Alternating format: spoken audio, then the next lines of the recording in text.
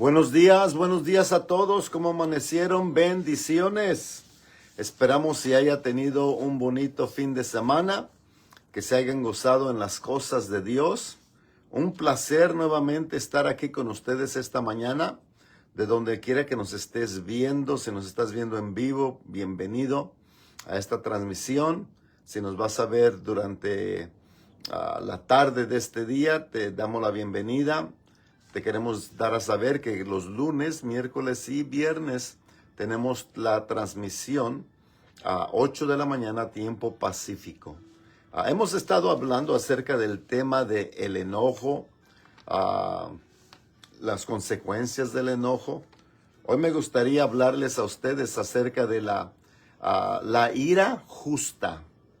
Haga un apunte, la ira justa. En otras palabras, el enojo, como le habíamos mencionado, ¿verdad? Es algo que Dios, es una emoción que Dios nos dio. Pastor Rigo, ¿cómo está? Bendiciones por allá. Saludos, un abrazo a la distancia. Andrea, buenos días. Las emociones son dadas por Dios, pero deben de ser gobernadas por nuestro espíritu. Esa es la parte que nos corresponde a nosotros, ¿verdad? Entonces, hoy me gustaría amplificar. Buenos días, Roger. René, buenos días. La ira justa, o sea que hay una parte de el enojo que es justo, que viene de mantener lo que está correcto. Me gustaría compartir algunas cosas, algunos versículos con ustedes para que vean lo que le quiero enseñar, que no todo enojo, ¿verdad? El enojo no es algo que se opone a lo que Dios quiere que tú hagas. Dios nos dio el enojo, la tristeza, el gozo. Todas esas emociones son dadas por Dios, pero Dios nos ha dado al Espíritu Santo para que gobernemos esas partes de nuestras vidas y no dejemos que las emociones nos gobiernen a nosotros, ¿verdad? Entonces, pero el enojo también, aparte de que tiene algunas consecuencias cuando no lo gobiernas, también tiene algunos beneficios cuando lo usas para el bien. Por ejemplo, en Números 32:13 dice, y la ira de Jehová se encendió. Y la ira de Jehová se encendió. Note que la ira o el enojo o el disgusto de Jehová se encendió. ¿Por qué es que se encendió? Bueno, conforme a la Escritura dice que se encendió, ¿verdad? Porque el pueblo de Dios andaba errante, porque no estaba haciendo lo correcto. Entonces, cuando tú ves que no se está haciendo lo correcto, tienes el derecho de enojarte y hacer lo justo o decir lo justo. Lo voy a decir una vez más.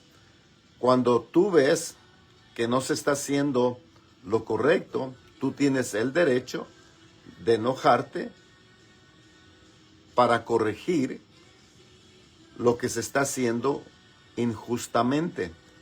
Como por decir, Dios ama al pecador, pero odia al pecado.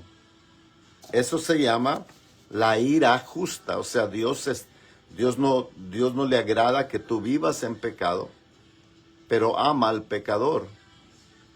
Y por eso es que necesitamos que el enojo o la ira esté justificada. ¿Por qué Dios odia el enojo? Perdón, ¿por qué Dios odia el pecado? Porque está incorrecto, porque te lleva al mal, porque te separa de ti. Todo pecado te separa de su presencia. Y pues Dios no quiere que tú te separes. Al contrario, Dios dice que Él quiere que vengas a la salvación y el conocimiento de su Hijo Jesús. Entonces aquí dice, y la ira de Jehová se encendió. Y se encendió porque no estaban viviendo como deberían de vivir. ¿Y qué hizo Dios? Dice la Biblia aquí que hizo que el pueblo anduviera errante hasta que esa generación haya morido.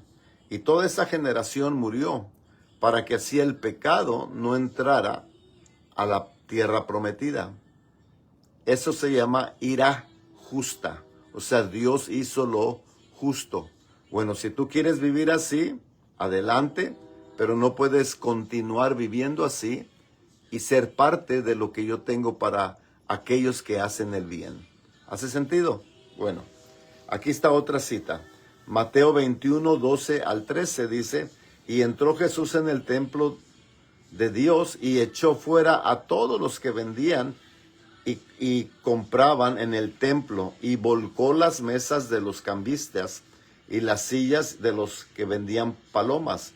Y les dijo, escrito está, mi casa de oración tiene que ser llamada casa de oración. O sea, Jesucristo se enojó, se disgustó, porque estaban cambiando lo justo a lo injusto.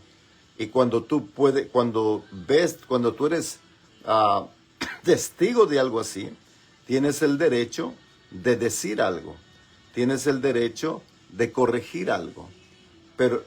Y el enojo te da la habilidad de ser firme, te da la habilidad de mantener el estandarte que Dios dejó, de hacer las cosas bien como se deben de hacer. Es lo que yo digo, si vamos a hacer las cosas, hagámoslo bien, ¿verdad? Y si no, mejor no lo hagamos. Y luego dice, y entró Jesús en el templo y echó fuera a todos los que vendían, compraban, y les dijo, escrito está, mi casa de oración será llamada. Ellos estaban cambiando lo que Dios había establecido. Y cuando uno ve eso, ¿verdad? Cuando uno ve eso, que estás cambiando lo que Dios está establecido, entonces tienes el derecho de que la ira justa, de que te enojes, de que te disgustes y que digas algo y que corrijas lo que se tiene que corregir, ¿vale? La ira o el enojo justo surge cuando somos testigos de una ofensa contra Dios o su palabra. Lo voy a repetir una vez más, escuche. La ira o el enojo justo surge cuando somos testigos de una ofensa contra Dios o su palabra. Esta se llama la ira justa. Se preocupa por los demás. La ira justa, ¿qué sucede? Se preocupa por los demás. La ira justa, ¿qué sucede? ¿O qué produce? Se preocupa por los demás. La ira justa ataca al pecado, no al pecador. La ira justa es un defensor o defiende lo correcto.